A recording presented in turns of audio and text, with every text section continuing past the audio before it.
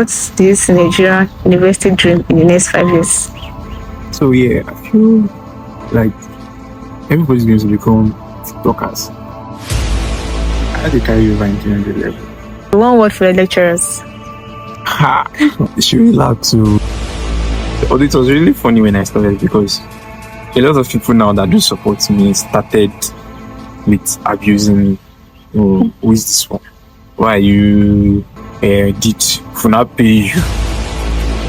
I was very, very happy on my sign out speech. I was very happy. Yes. But at the same time, I was skeptical about the future. What am I going to do next? What's the future for me? Life after very special.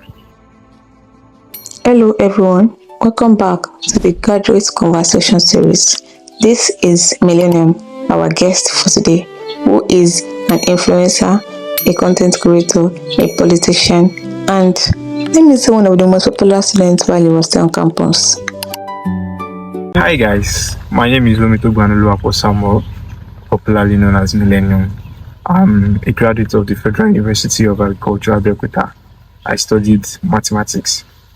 So were you excited or scared after school ended? I was excited, yes. I finally wanted to graduate. In FUNAAB, I had people that graduated before me that were my junior in secondary school. I even have people that were my junior and now my mate in school, So, although I believe that everybody has their own timeline, but somehow deep down you'll be like, oh, these people will still look at you that this was our senior in secondary school. Why are we in the same year in the university? So I was really excited. I was very, very happy on my sign out speech. I was very happy. Yes. But at the same time, I was skeptical about the future. What am I going to do next? What's the future for me? Life after very special. For 3 months after I did not know what or maybe I say I was confused. I wanted to do this, I wanted to do that. Did I go and get this? Should I do this and all of that? But yeah, we thank God to do that. The goal is getting clear. Before we dive into the video, let me make a quick introduction about myself. My name is Mercy. I'm an interviewer, a model, a content creator, aspiring filmmaker, and a student who is trying to create a platform whereby every student can share their academic and university journey. Welcome to my YouTube channel. Please stay to the end. I never really did question my choice of course because I practically picked mathematics myself. I had to carry over into 300 level. It's actually very funny because the night before I wrote that paper, I had an emotional breakdown.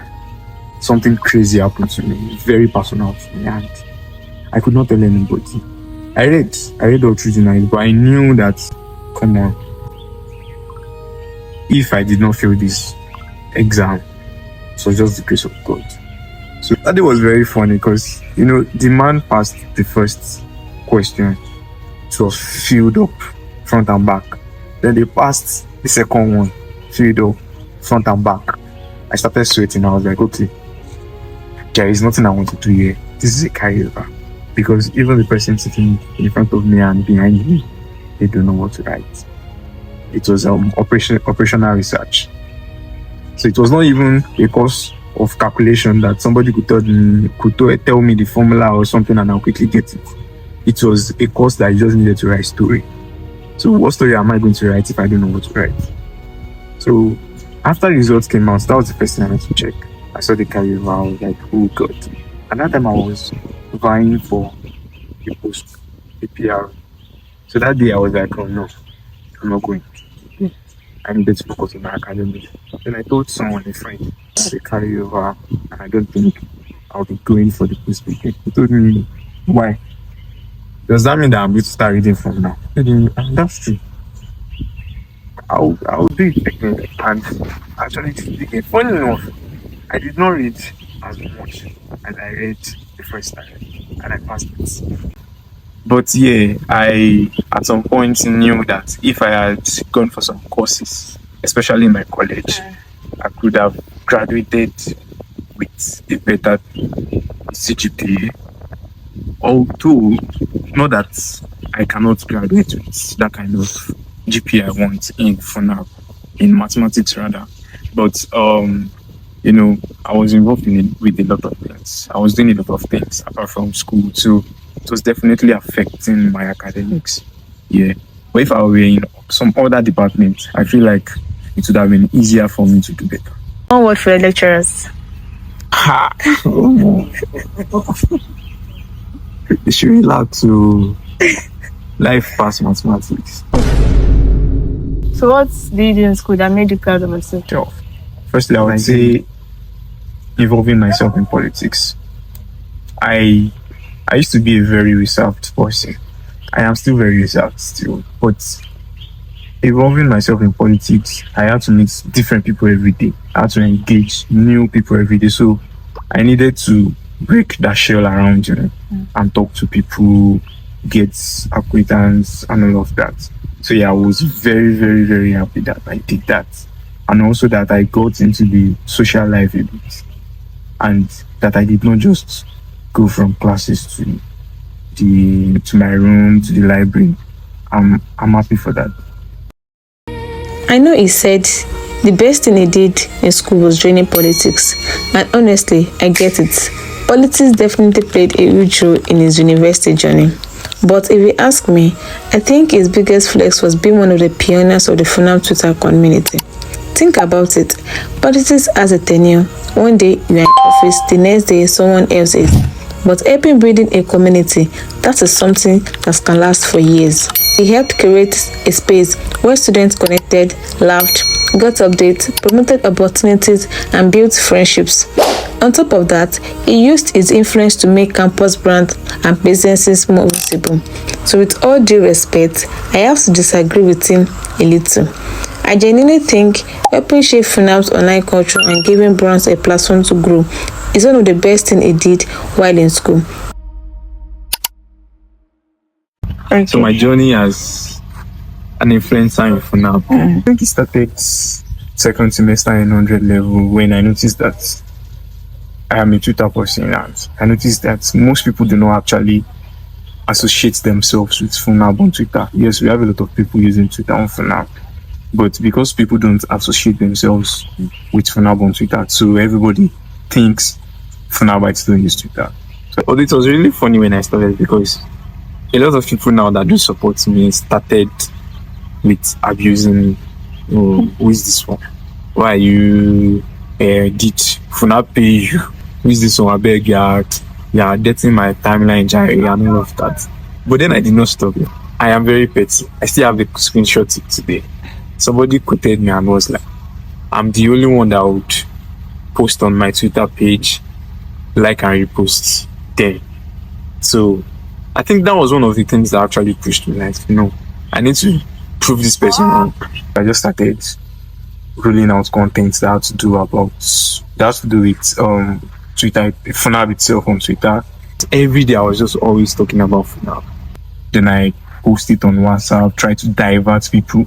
I make threads, stories, everything that happened. In the semester, I compile it and make it a content. I think I tried my best.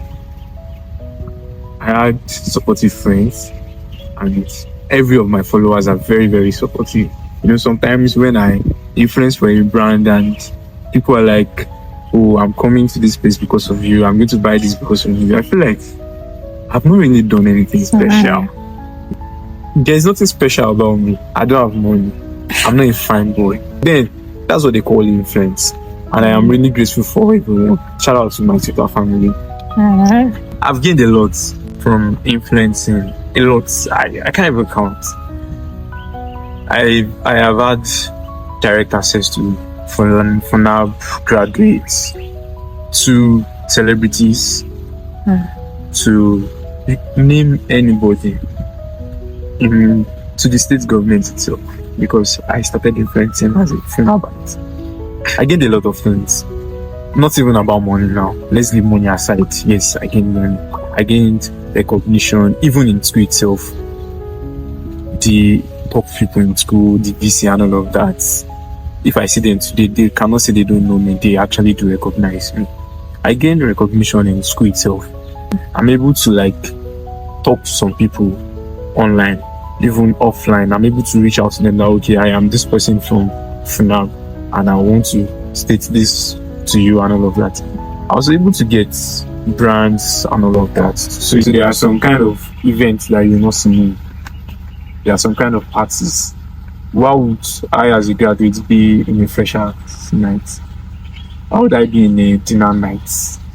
It's none of my business again. But when we have parties, events, that it's maybe more like an outside thing for now, because you can see me there. Maybe a social gathering, you can see me there. So my social life now has moved away from FUNAAB majorly to outside of FUNAAB, APK, Ibadan, Lagos, and all of that. There's this fun thing too, when you enter school and everybody just say, millennium, do you get? But it has reduced a bit. Not like we don't still get that still, but it has reduced to an extent because new people, new faces, and all of that.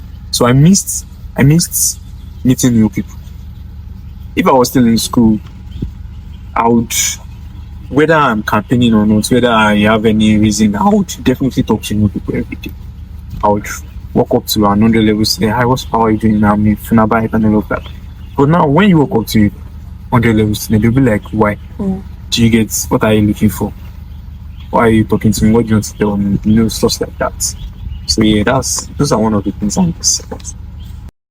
What's this Nigerian university dream in the next 5 years? So yeah, I feel like everybody's going to become TikTokers.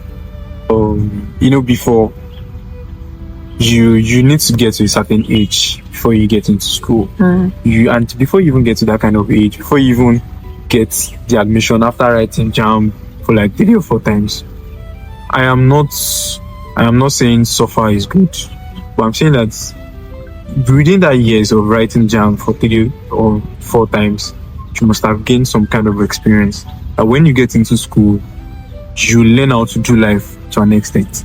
But nowadays, students of 14, 15 years old get into school. Yes, age is just a number, but at the same time, most of the times, they do not get to have this experience. And when, university gives you this crazy freedom that nobody's checking you. So you get, if you've not had experience of some things prior to entering the university, you tend to misuse the opportunity. So I see the university in coming years as a bastardized environment. The kind of students we have now, nobody's actually taking academics serious again. And it's not that maybe you are leaving academics for something else, to pursue something else. The highest thing they are doing is doing TikTok live and all of that. I am not shaming anybody that is doing that, but I feel like we are chasing mediocrity. That's the word. Yeah, so every university used to be something very, very, very, very serious, but now it's just getting worse. Everybody just wants to come to school, do as they like, dress anyhow, and all of that. So yeah, that's what I see. What is going to be the next 5 years? I feel like the Nigerian education system could actually shift focus into creativity and vocational and all of that. It would actually make sense if we have people studying content creation, people studying script writing for 4 years. Imagine how good you are going to be. So if the Nigerian education system can actually shift focus from academics a little bit to creativity, and imagine that on convocation day, the way they award people that are first class students, they award the most creative students, they award the most innovative students. It's going to push more people to want to show off their craft and all of that. And yes, we have left the world of academics. You can always make money without academics. Do you get? So I feel like that's the bad thing about Nigerian education system. So I just finished the fresh graduates conversation with Mercy. So when you see this video, please like, subscribe, and share so that others can see. Thank you, Mercy.